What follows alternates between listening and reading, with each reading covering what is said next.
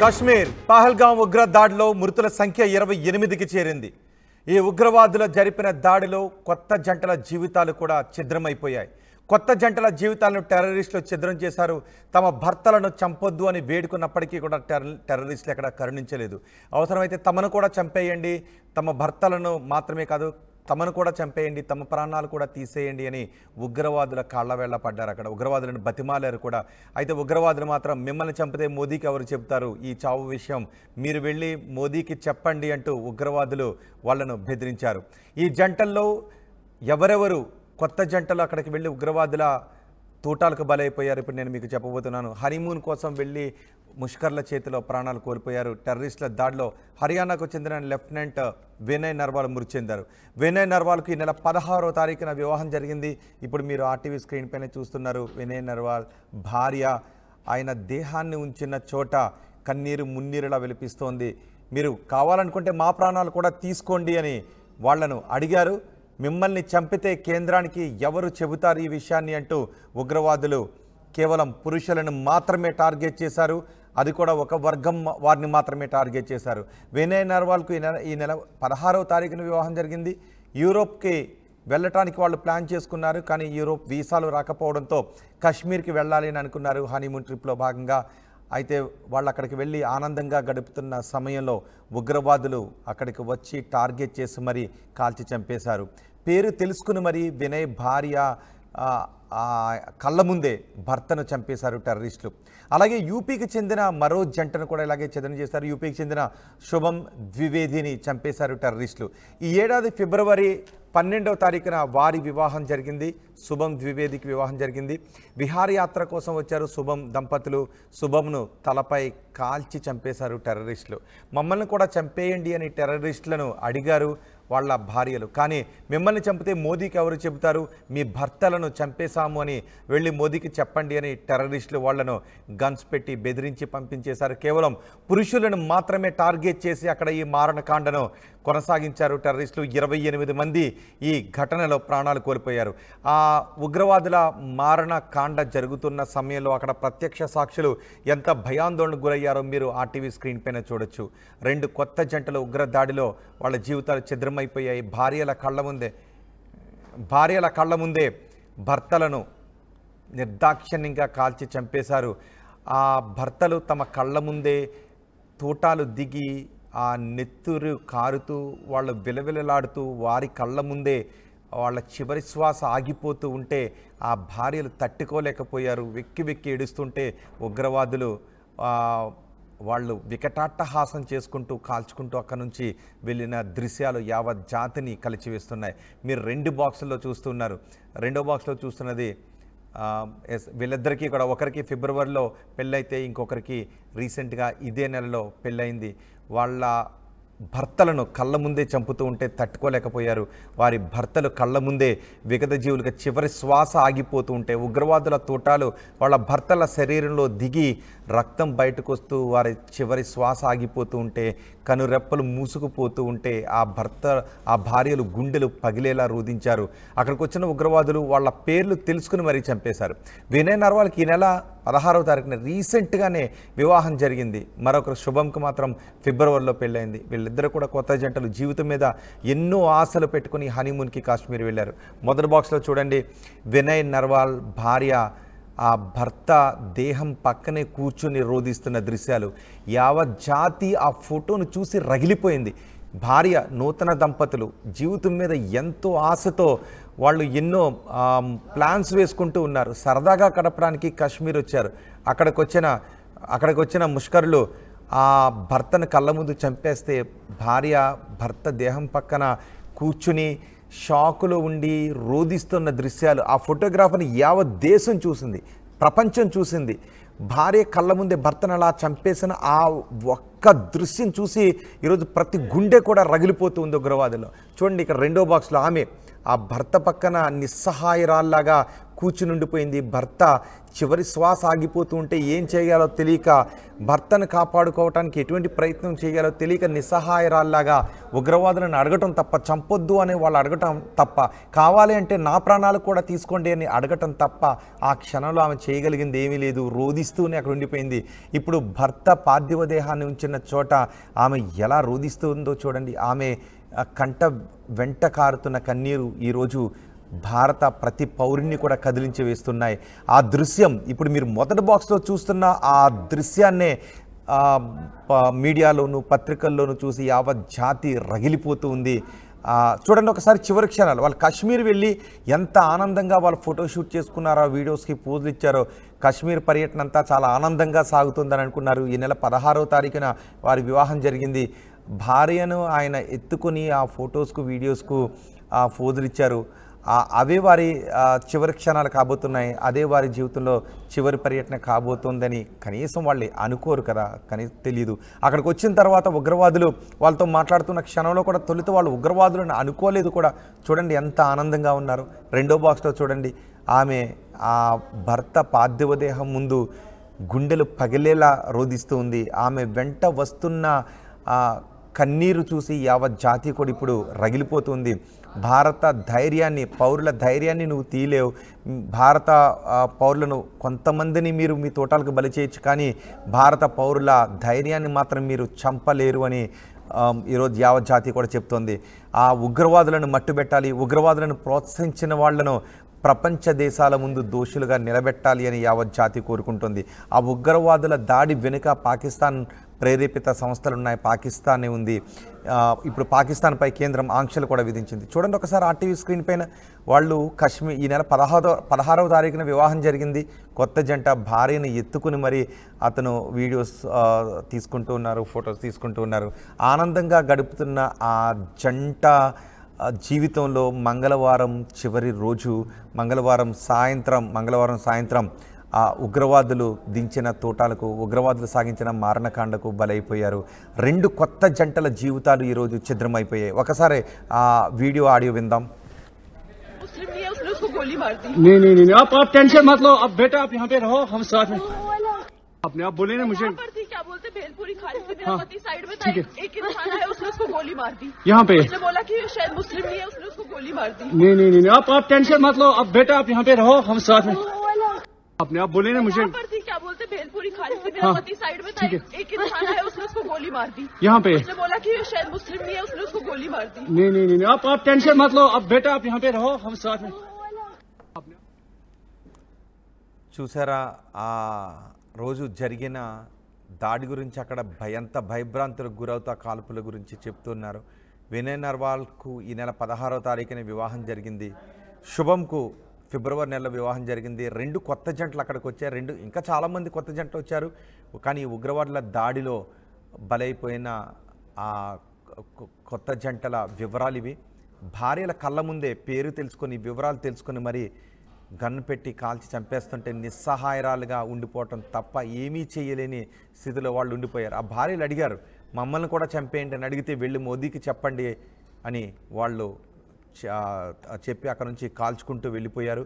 మీ భర్తలను చంపేశామని చెప్పండి అని కాల్చుకుంటూ వెళ్ళిపోయారు అక్కడ నుంచి. మా ప్రతినిధి మధు ఉన్నారు పూర్తి సమాచారం అందించడానికి. ఒకసారి మధుతో కూడా మాట్లాడదాం. కానీ ఈ దృశ్యాలు చూస్తుంటే మీకు ఏమనిపిస్తోంది? ఈ ఉగ్రవాదులకు ఎటువంటి శిక్షలు వేయాలి? నిజానికి ఉగ్రవాదులకు మతం ఉండదు, కులం ఉండదు, ప్రాంతం ఉండదు. కానీ ఈ ఉగ్రవాదులు మాత్రం, ఇక్కడికి వచ్చిన ఈ ఉగ్రవాదులు మాత్రం ఏరికోరి వాళ్ళ పేర్లు తెలుసుకొని, వాళ్ళ మతం తెలుసుకుని కాల్చి చంపేశారు. మరొక పౌరుడు కూడా ఈ ఉగ్రవాదుల దాడిలో ప్రాణాలు కోల్పోయాడు. అతడు స్థానికంగా ఉండే హార్స్ రైడర్. అతను ఉగ్రవాదులను ఎదిరించే ప్రయత్నం చేశాడు. వాళ్ళ దగ్గర ఉండే గన్స్ లాక్కోవడానికి ప్రయత్నం చేశాడు. అతను ముస్లిం వర్గానికి చెందిన వ్యక్తి. అక్కడికి వచ్చిన టెర్రరిస్టులందరూ హిందూ వర్గాలను టార్గెట్ చేసుకుని కాల్చి చంపారు. అక్కడున్న ఒక హార్స్ రైడర్, అతను ముస్లిం. టెర్రరిస్టుల చేతిలో గన్ లాక్కోవడానికి ప్రయత్నం చేస్తే అతన్ని కూడా కాల్చి చంపేశారు ఈ ముష్కరులు. ఈ దాడి తర్వాత ఒకసారి ఏం మాట్లాడుతున్నారో, బాధితులు ఏం మాట్లాడుతున్నారో చూద్దాం.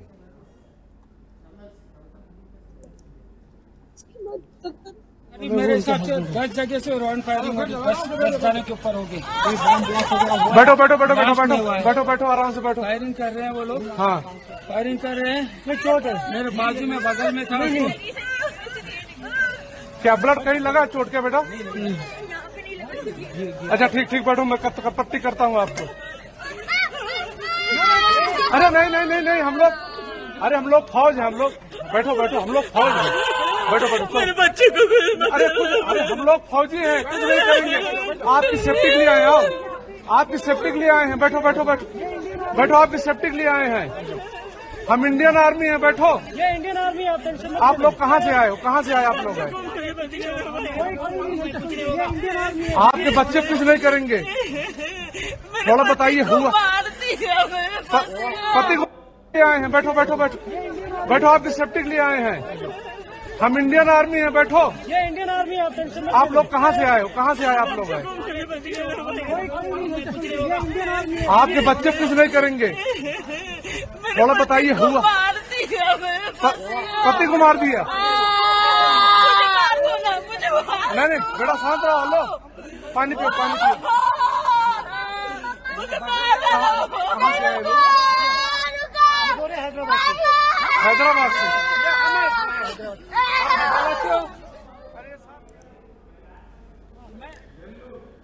యావత్ దేశం ఇప్పుడు ఈ ఉగ్ర దాడితో రగిలిపోతూ ఉంది. ఉగ్రవాదులకు పాకిస్తాన్కు సరైన బుద్ధి చెప్పాలి అని నినదిస్తూ ఉంది. కేంద్రం పాకిస్తాన్పై ఇప్పటికే ఆంక్షలు విధించడం మొదలుపెట్టింది. తెలుగు రాష్ట్రాల ప్రజలుగా మీరేమనుకుంటున్నారు? మీరు అర్పించే నివాళులేంటి?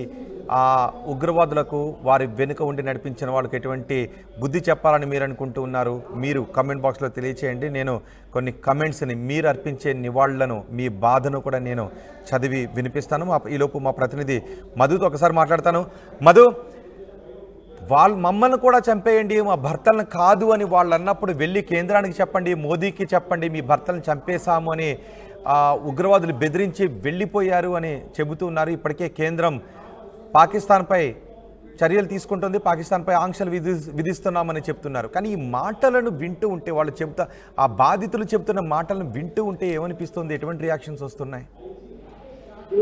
నిజంగా ప్రతి భారతీయుడు రక్తం మరిగిపోతా ఉంది. చాలా అత్యంత దారుణంగా వీరిని విడదీసి సపరేట్ గా మహిళలని, తర్వాత పురుషులని సపరేట్ గా డివైడ్ చేసి పాయింట్ బ్లాంక్ లో గన్నుతో కాల్చి చంపినటువంటి పరిస్థితి. కేవలం పేరు అడిగారు, పేరుతో వారి మతాన్ని నిర్ధారించుకున్న తర్వాత ఈ అటాక్ చేశారు అనేటువంటి చాలా స్పష్టంగా చెప్తా ఉన్నారు బాధితులు. అయితే భార్య ముందే భర్తను చంపేసినటువంటి సిచ్యువేషన్. ఇంకొక తండ్రి తన కొడుకు కోసం ఏం తినలేదు అనేటువంటి బయటకు వచ్చేదైనా తీసుకొద్దామని బయటికి రాగానే తనతో పైన కాల్చారు గన్నుతో. వెంటనే భార్య పిల్లలు ఇద్దరు బయటకు వచ్చి వాళ్ళు వేడుకున్నారు, నా భర్తను చంపేశారు, నన్ను కూడా చంపేశారు, నా భర్త లేని చోట ఉండలేమనేటువంటి సందర్భం. మిమ్మల్ని చంపట్లేదు, మీ ప్రభుత్వానికి చెప్పుకోండి అనేటువంటి ఒక అత్యంత దారుణంగా, అంటే వాళ్ళు చేస్తున్నటువంటి ఈ మారణకాండని మళ్ళీ చెప్పుకునేటువంటి విధంగా మొత్తం వీడియో రికార్డింగ్ చేశారు అనేటువంటిది కూడా వినిపిస్తా ఉంది. దీనికి సంబంధించి నిర్ధారణ కాలేదు, కానీ టోటల్ సీసీటీవీ గోప్రో కెమెరాలతో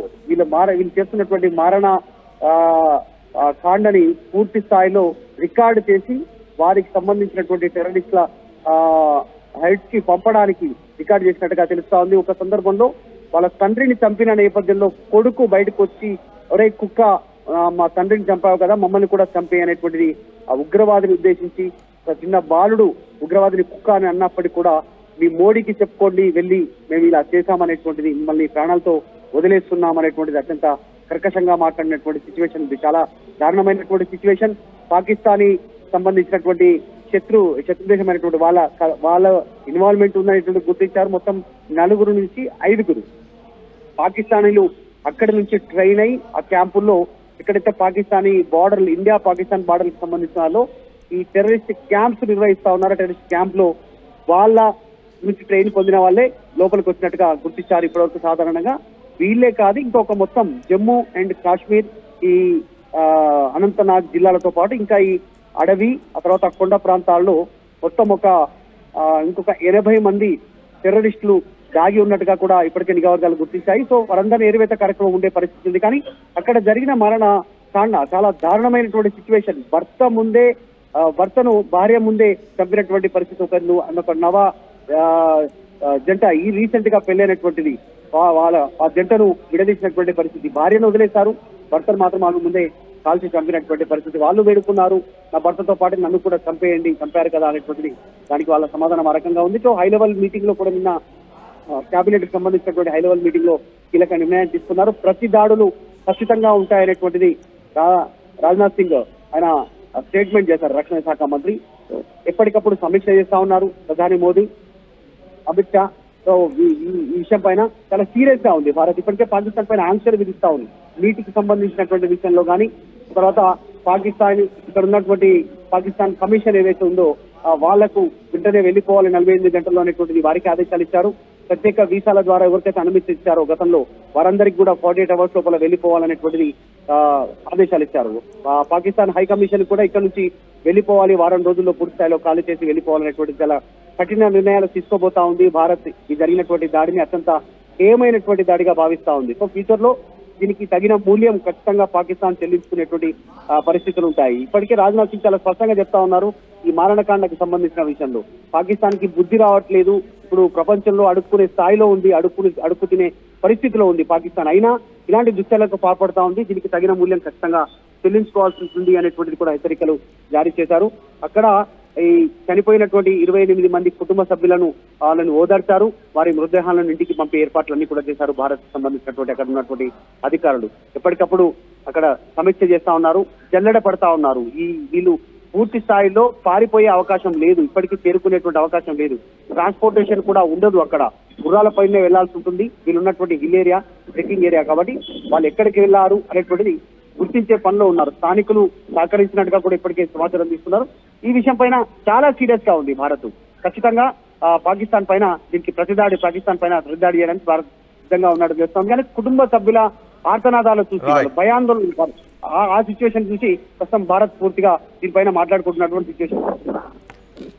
రైట్ మధు, యావత్ దేశం కూడా ఉగ్రవాదులకు సరైన బుద్ధి చెప్పాలి అని రగిలిపోతుంది.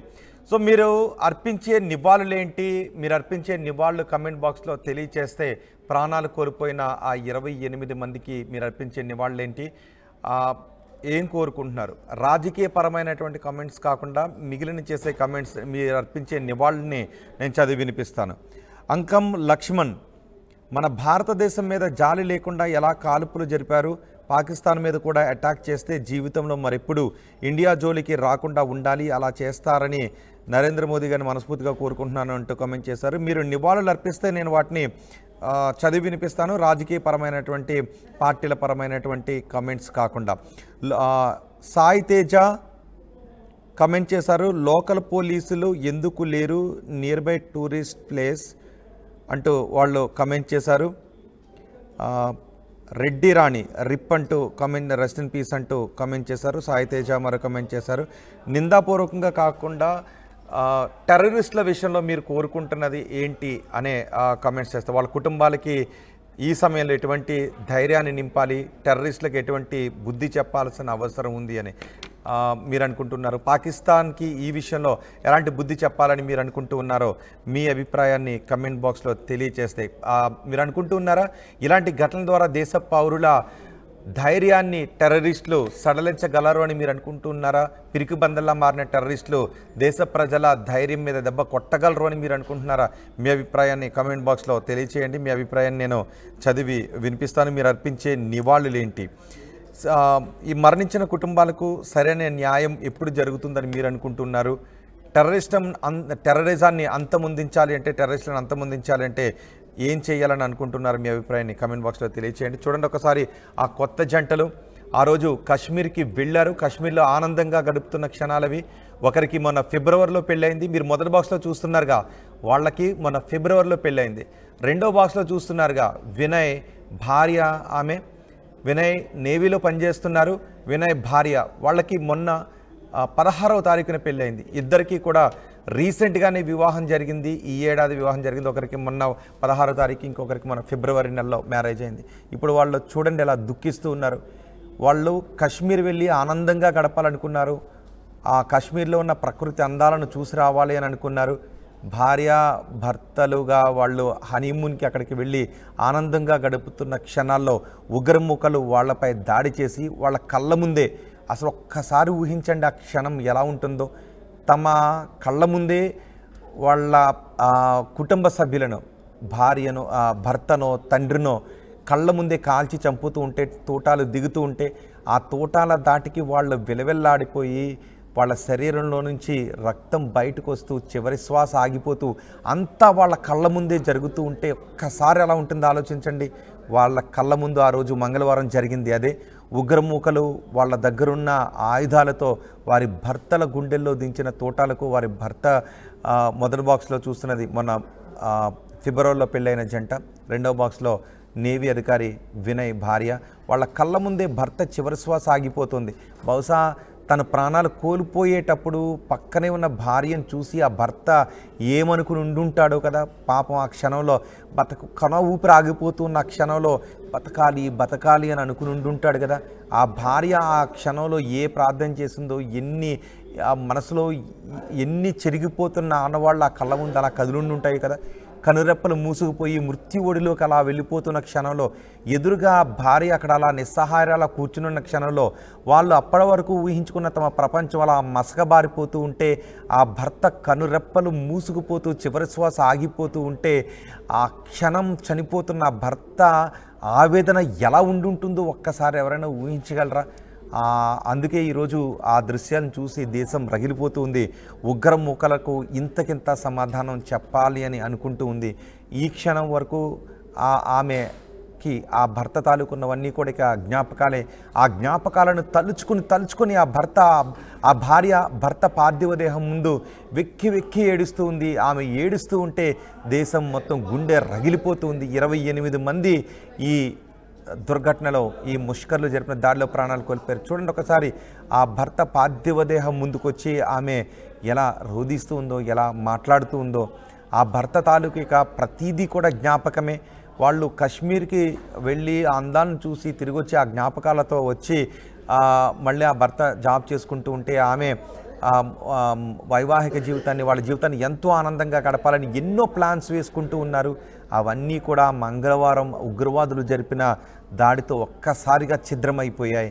ఆమె రెండో బాక్స్లో వినయ్ నర్వాల్ నేవీ అధికారి భార్య. ఆమె ఆ రోజు భర్త దేహం ముందు ఉగ్రవాదులు దించిన తోటాలకు భర్త శరీరంలోంచి రక్తం వస్తూ ఉంటే నిస్సహాయరాలుగా కూలిపోయి ఈ దృశ్యమే ఇప్పుడు మొత్తం ప్రపంచం చూసి రగిలిపోతున్నటువంటి దృశ్యం ఇదొకటి. ఈ మారణకాండలో అత్యంత హృదయ విదారకంగా ఉన్న దృశ్యం చూడండి. భర్త విగత జీవుల్లా పక్కన తుదిశ్వాస ఆగిపోతుంది. భార్య పక్కనే కూర్చుని నిస్సహాయరాల ఉంది. అవకాశం ఉంటే భర్తను బతికించేసుకోవాలి, ఆ తుదిశ్వాస ఆగిపోకుండా కాపాడుకోవాలి అని ఆ భార్య ఎన్ని అనుకుంటూ ఉందో మనసులో. కానీ ఆ అవకాశం అక్కడ లేదు. అది ఒక కొండ ప్రాంతం. అక్కడికి వెళ్ళాలంటేనే గుర్రాల మీదో లేదంటే కాలినడకనో వెళ్ళాలి. ఆ ఉగ్రవాదులు దించిన తోటాలకు తన కళ్ళ ముందే భర్త చివరి శ్వాస ఆగిపోతూ ఉంటే నిస్సహాయరాల్లో రోధిస్తూ ఉండిపోయింది. కానీ వారి ధైర్యాన్ని మాత్రం ఉగ్రవాదులు సడలించలేకపోయారు. ఉగ్రవాదులను ప్రోత్సహించి పంపిస్తున్న దేశాలకు మీరు ఎటువంటి బుద్ధి చెప్పాలని అనుకుంటున్నారో మీ అభిప్రాయాన్ని కామెంట్ బాక్స్లో తెలియచేయండి.